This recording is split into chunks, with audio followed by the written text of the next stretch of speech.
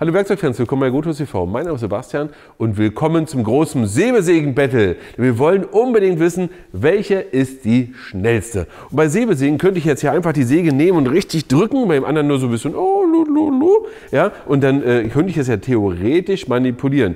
Sagen wir, wollen wir nicht, sondern wir wollen, dass es absolut neutral ist und deswegen haben wir heute wirklich einen komplett neutralen Test hier in diesem Video, wo wir schauen, welche ist die schnellste. Und wir wollen rausbekommen, welche ist natürlich die richtige für dich und das machen wir genau jetzt.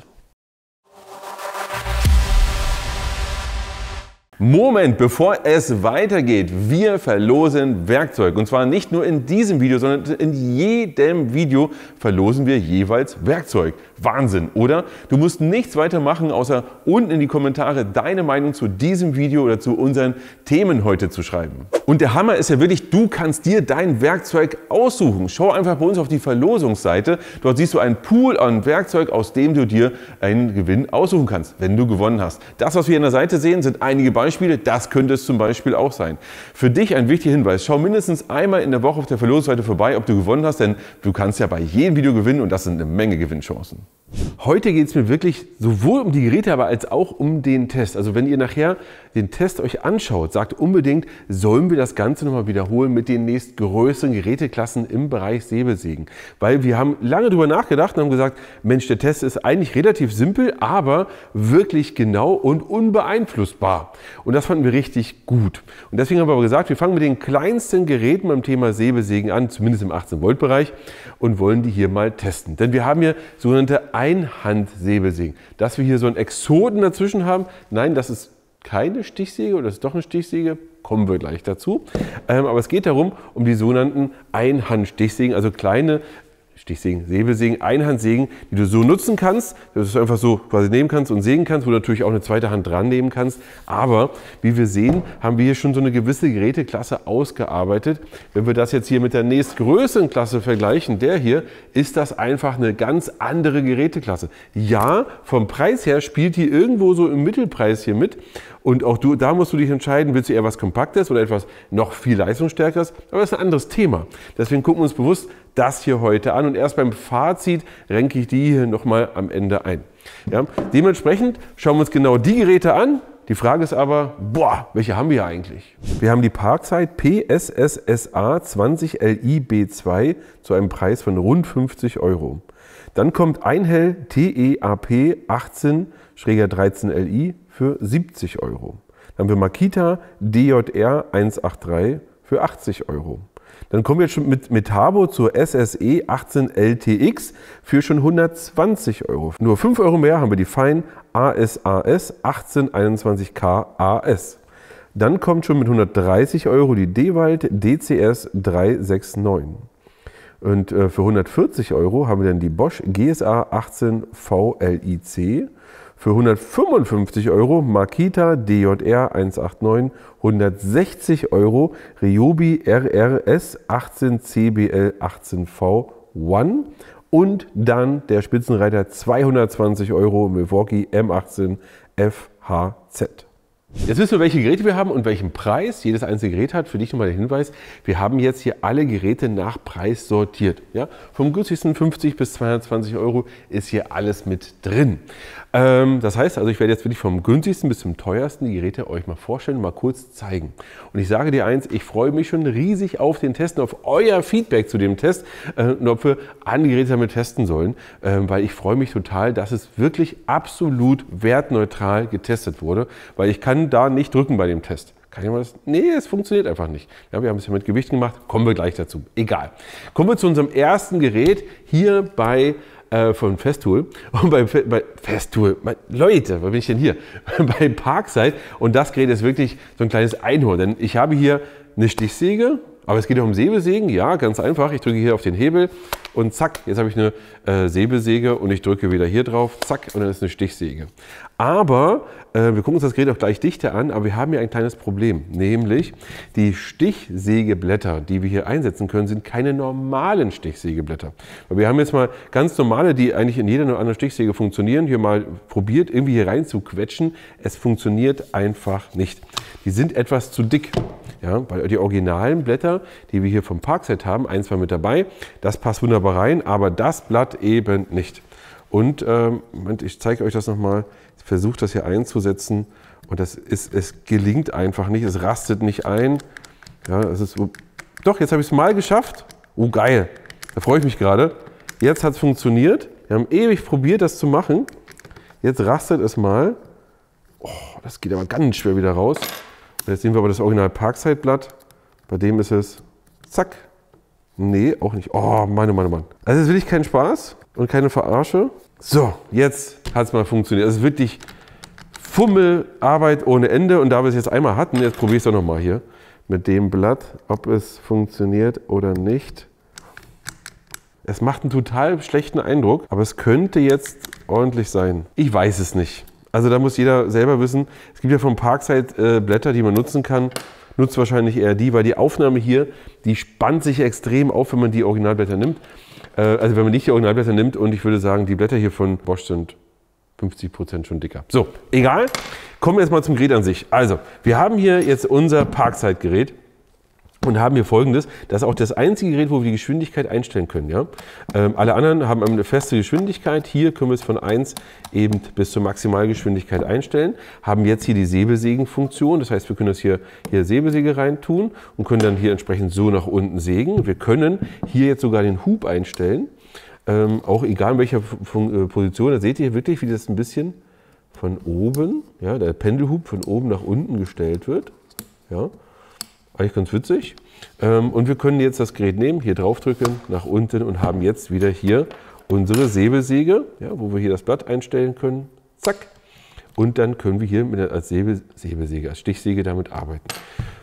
Das ist schon ein enorm krasses Gerät, wenn man sich das so überlegt. Mehr einstellen geht nicht hier, ja, mehr ist da nicht dran. Und das Ganze bekommst du im Angebot schon manchmal so für 35, 40 Euro. In der Regel aber bekommst du das Gerät hier für 50 Euro.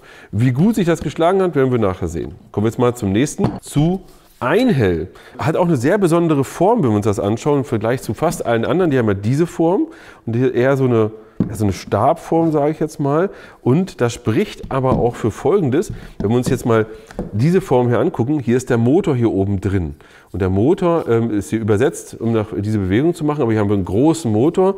Hier ist der Motor direkt hier drin. Das heißt, der ist deutlich kleiner. Müssen wir uns mal anschauen gleich, wie die Geschwindigkeit ist. Ansonsten ist an der Säge hier nichts weiter was man groß sich anschauen kann. Das Einzige, was besonders ist, wir können hier den Schlitten, können wir hier über entsprechende Schrauben verstellen. Der Schlüssel dafür ist hinten am Gerät dran. Und dann können wir den etwas nach vorne oder etwas nach hinten setzen. Den Verschluss hier, den haben übrigens alle ähnlich ausgearbeitet. Ja, zur Seite drehen, rein, fertig. Und dann kann ich damit arbeiten. Kommen wir zum nächsten. Hier haben wir Makita, selbe Form, aber hier haben wir eine Besonderheit. Erstmal das hier, nicht verstellbar. Zumindest nicht, das hier ist doch auch verstellbar. Wartet mal, hier, genau, hier. Da ist es so, ich nehme den hier raus. Hier habe ich nur eine Schraube hier unten. Da gehe ich rein, löse das, kann es raus und reinschieben und so weiter. Interessant ist das hier. Nämlich, ich kann das Gerät einschalten, indem ich hier drauf drücke. Ja. So, ich kann aber auch den hier ziehen und dann, ihr seht hier, ich habe es nicht gedrückt. Das heißt, ich kann da so damit arbeiten, wenn ich jetzt so harte Arbeiten habe, nehme das ja, und drücke so drauf entsprechend, um das Ganze zu machen. Interessante Art und Weise, ja, schreibt mal gerne, wie ihr das findet. Hat sonst keine andere hier von denen. Kommen wir jetzt zu Metabo. Bei dem Metabo ist es so, wir haben hier fast nichts Besonderes dran. Aber dann doch. Erst einmal wieder hier klassische Form. Das erste Mal wieder die richtig ganz klassische Form. Was wir haben ist, wir können auf den Knopf drücken und das ist halt nur diese. Und dann können wir das hier verstellen. Zack. Wenn wir jetzt ein bisschen mehr Abstand haben wollen, maximal wenig. Wir können es auch abnehmen, je nachdem, wie du es haben möchtest. Ja, kannst du es entsprechend anstellen. Schon mal eine coole Sache. Das ist Nummer 1. Das zweite, du kannst hier nicht nur Säbelsägenblätter einsetzen, sondern, das ist ja ganz klar, ja, hier so, zack und rein, sondern du kannst auch hier Stichsägenblätter einsetzen. Und zwar, schaut mal hier, ganz normal SDS, gehen wir rein und haben es eingesetzt und können jetzt mit diesem Sägeblatt arbeiten. Das kann nur diese Säge. Alle anderen haben das nicht. Bei Fein eine sehr klassische Form, gibt es gar nichts zu beachten hier groß. Hier vorne ist ein Licht, aber ansonsten siehst du hier ist nichts. Einfach einschalten, lossägen, fertig. Wenn wir jetzt mal vorgreifen, ja, haben wir hier die Bosch und die ist exakt gleich. Wenn wir uns das anschauen, die sind zu 99% identische Zwillinge. Ein Schelm, wer Böses dabei denkt, wer für wen jetzt hier gerade gebaut hat, ja, muss man sehen. Aber ihr seht hier wirklich, da ist kein großer Unterschied. Ein bisschen Kunststoff, andere Farbe und feuerfrei. Ja, vielleicht fallen sie wirklich vom selben Band, wer weiß, aber hier sehr ähnlich. Kommen wir jetzt hier zu Dewald. Eine etwas andere Form, seht ihr hier. Das ist auch ein bisschen kompakter, ein bisschen kleiner alles, ja, wenn ihr euch das anschaut. Aber klingt übrigens sehr metallisch, wenn die läuft. Ja, das nur als Hinweis, ist auch die am metallischen klingt von allen. Aber ansonsten auch nur in die Hand nehmen, hier Knopf drücken, gesichert, rein, arbeiten, Feuer. Ja, mehr ist hier nicht dran. Wie immer der Hinweis, wir sind hier zwar im 18-Volt-System, alles ja 18-Volt-Geräte. Hier kannst du natürlich auch den 54-Volt-Akku einsetzen. Bosch hatten wir schon, kommen wir zu Makita. Auch eine etwas andere Form als die anderen haben. Ja? Dieses schräg angestellte haben wir hier nicht. Und wir haben hier einen Handschutz, was ich ganz cool finde. Wenn du jetzt zum Beispiel in einem Baum bist und kämpfst dich da so ein bisschen rein und da hinten willst du irgendwas sägen, ja, runtersägen, dann hast du hier einen gewissen Handschutz. Schon eine coole Sache. Ja? Ansonsten, wenn wir uns die Säge sonst angucken, hier ist nichts dran. Ja? Also hier einfach nur ein Ausschalter. Sicherung können wir drücken, dass es nicht gedrückt werden kann. Rüber, das war's. Mehr ist hier nicht dran. Ja, das ist nichts groß Wildes. Ja, das kann sich ein bisschen bewegen. Ob das jetzt relevant ist, müsst ihr entscheiden. Aber das war's auch schon. Ja. Kommen wir zu Ryobi. 160 €, zweiteuerstes Gerät. Und auch nochmal hier 5 € teurer als Makita. Auch hier ist nichts dran, was wir jetzt groß uns anschauen müssen. Das hier ist hier etwas weiter verstellbar als die anderen. Hier ein aus. Moment. Ein aus. Was wir hier haben, ist dieser Hebel. Und zwar ist es hier so, wenn wir jetzt das Blatt einsetzen wollen, nehmen wir den Hebel, ziehen den nach oben, können jetzt das Blatt einsetzen, loslassen, Blatt fest. Wenn wir es hier rausnehmen wollen, ziehen wir es hoch. Das Blatt wird nicht ausgeworfen, sondern ich kann es jetzt einfach rausziehen. Das ist schon besonders, ist von allen hier eigentlich die einfachste Methode, das Blatt zu wechseln. Und last but not least kommen wir hier zu Milwaukee. Eher auch für die klassische Form. Hier vorne können wir das hier ein bisschen verstellen. Ansonsten siehst du auch, das hier ist fest. Hier dran auch ein Ausschalten und das war's. Jetzt haben wir uns die Geräte mal so grob angeschaut und haben gesehen, da ist echt eigentlich auch nicht viel dran. Ja? Du hast eine Säge, drückst auf den Knopf und sägst. Aber sie unterscheiden sich durch ein paar technische Details.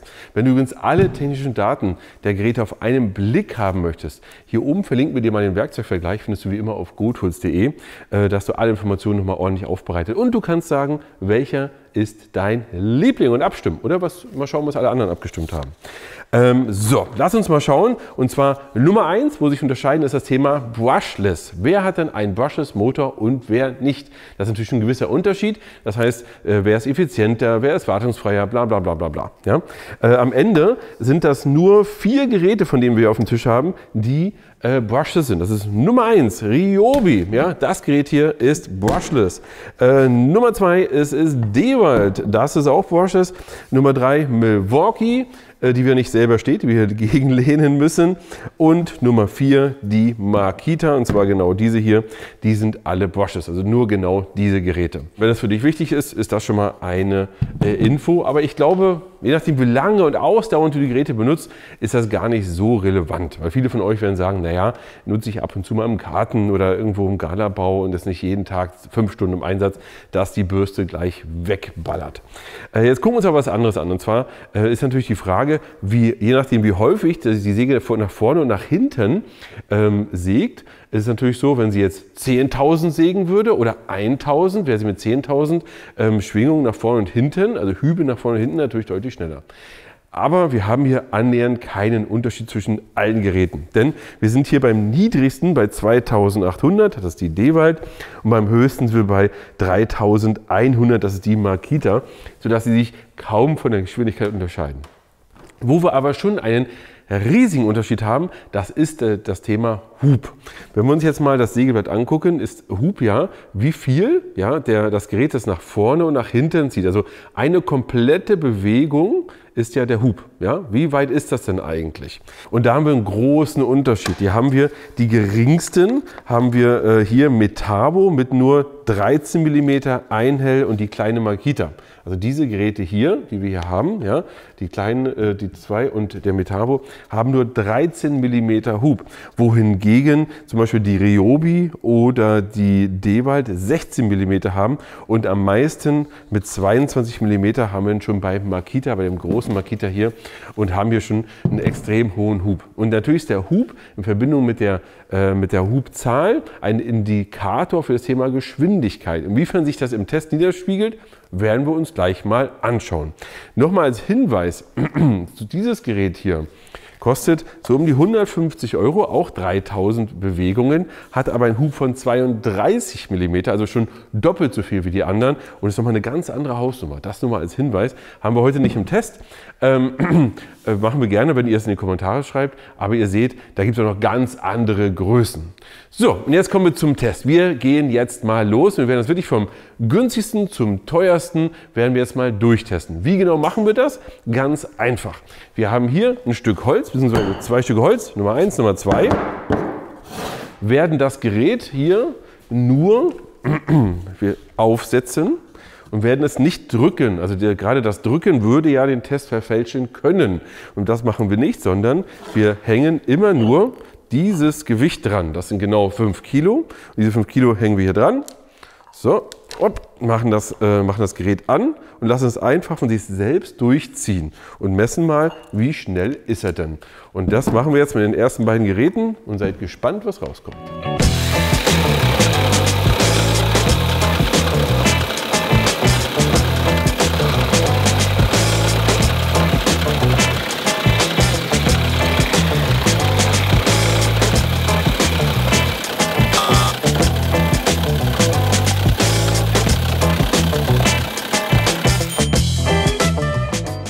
Eigentlich ein doppelt spannendes Ergebnis. Das Gerät hier hat es überhaupt nicht geschafft, es ist überhaupt nicht durchgekommen und wollte einfach nicht durchs Holz. Dementsprechend ist es ganz klar, dass Parkside hier gewinnt und auch hier mit 20 Sekunden euch, finde ich, gar nicht so schlecht abgeschnitten hat und ist durchgekommen. Ja, bis jetzt, wir haben es eingerenkt, Platz 2, hier Platz 1. Nehmen wir mal die nächsten. Ich bin super gespannt, ob einer schneller ist als Parkside.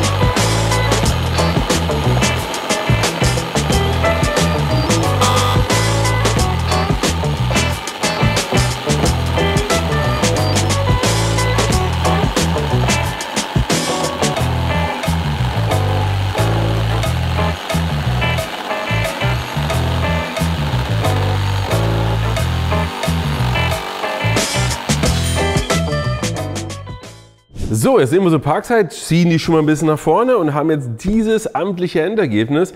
Auch Makita hat es wieder nicht geschafft, die kleine Makita, die wir haben. Und dementsprechend haben wir 2 Geräte nicht geschafft. Und dann kommen wir zu Metabo mit 53 Sekunden schon extrem lang im Verhältnis hier zu Parkside mit 20 Sekunden. Hier natürlich auch ein ganz anderer Hub, hier nur 13 mm Hub, deutlich langsamer, kommt durch, aber braucht echt lang. Nochmal ganz kurz zu den beiden Geräten hier. Es ist nicht so, dass die nur gar nichts sägen können, aber du hast eine extreme Vibration bei einem sehr geringen Fortschritt. Ja? Wir haben jetzt wirklich mal bei unserem Block hier ausprobiert, der sehr fest steht, dadurch kaum noch vibriert und dann kommt man durch. Sobald du aber ein Stück Holz hast oder auch einen Ast, ja, kommst du wirklich kaum noch durch, weil die Vibration ist einfach stärker als der Vortrieb und dann ist es immer so, dass du nur Vibration hast, aber keinen Vortrieb nach unten. Okay, jetzt haben wir das Ganze so und jetzt bin ich echt gespannt. Schafft Parkside es noch weiter nach vorne?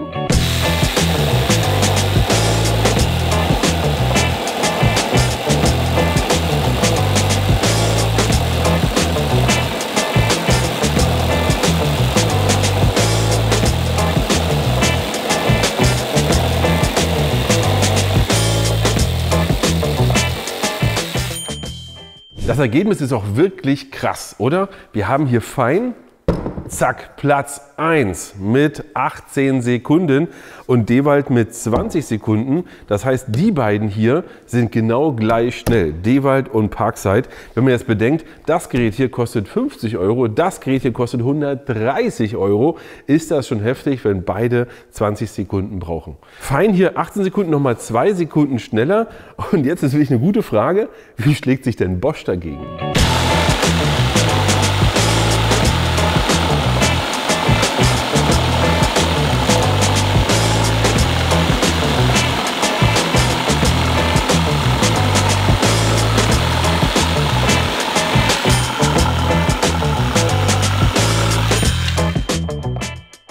Das ist doch echt erstaunlich. Wir haben hier wirklich das Ergebnis, dass Bosch langsamer ist als Fein. Wenn wir jetzt mal davon ausgehen, dass wahrscheinlich das hier auch ein Bosch-Produkt ist, ein Bosch-Werk. Ja, also ich sag mal, am Ende wird es wahrscheinlich so sein, dass wir Messtoleranzen haben. Die beiden werden gleich schnell sein mit 18, 19 Sekunden. Aber erstaunlich, Makita hier ab mit 16 Sekunden richtig vorgelegt. Und mal gucken, ob das noch zu schlagen ist.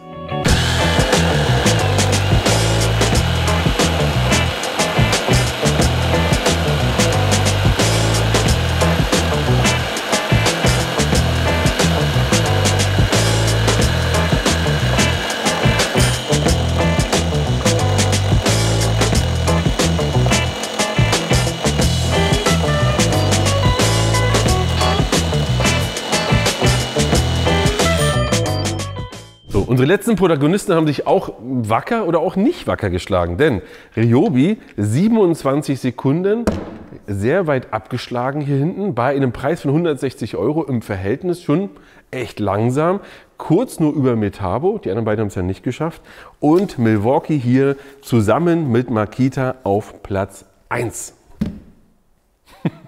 Aus meiner Sicht gibt es an der Stelle ganz klar 2 Sieger, und zwar einen Preis-Leistungssieger und den Sieger überhaupt. Kommen wir gleich dazu. Erst einmal muss ich sagen, die Geräte an sich haben vielfach, also gerade jetzt in dem Bereich, einen echt guten Job gemacht. Hier unten waren sie so ein bisschen schwachbrüstig. Also auch Metabo mit etwas zu wenig Hub, schwierig bei denen hier, wo es gar nicht funktionierte. Wichtig ist nochmal wirklich, die Geräte sind nutzbar, aber da muss man wirklich kleinere Dimensionen haben.